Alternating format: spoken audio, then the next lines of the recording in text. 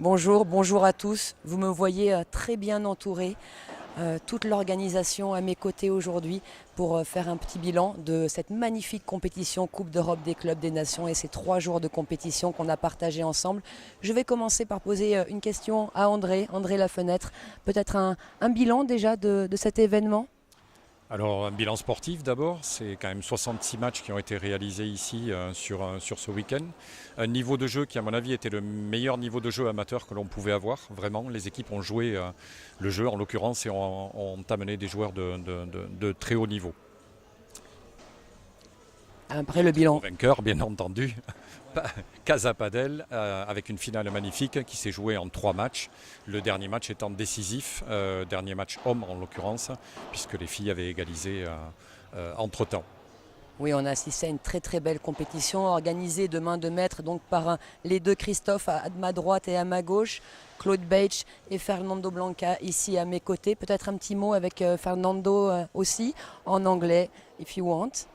Bueno, pues nada, muy contento por haber podido llevar a cabo la primera edición del nuevo formato de la Copa de Europa y agradecer a las...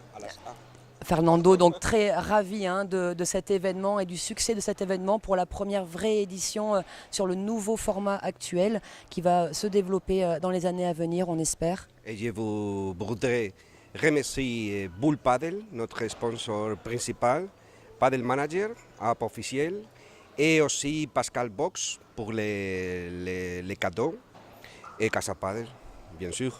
Bien sûr. Et bien sûr, Paddle Magazine, qu'on ne cite plus, mais exactement, le Master Media. Un dernier mot peut-être avec Claude pour le bilan général de cette compétition et de cet événement.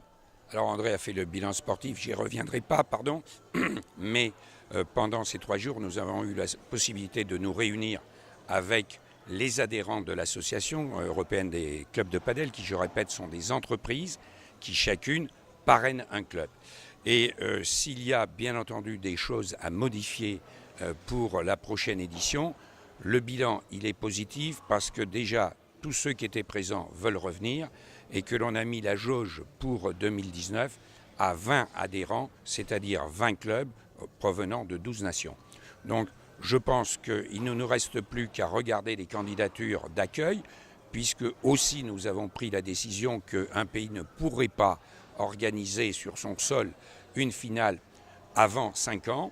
Donc le tour de l'Europe démarre, mais l'Europe c'est grand et l'Europe de temps en temps aussi regarde vers l'Afrique et l'Afrique vers l'Europe. Je ne vous en dis pas plus, Lynn. On en sait déjà un petit peu, c'est un beau défi, messieurs, un beau défi à vous. Merci, moi je voudrais, mon propre nom, vous remercier tous, c'était une super compétition. Et puis j'espère à l'année prochaine pour encore un plus gros défi. Merci beaucoup. Merci.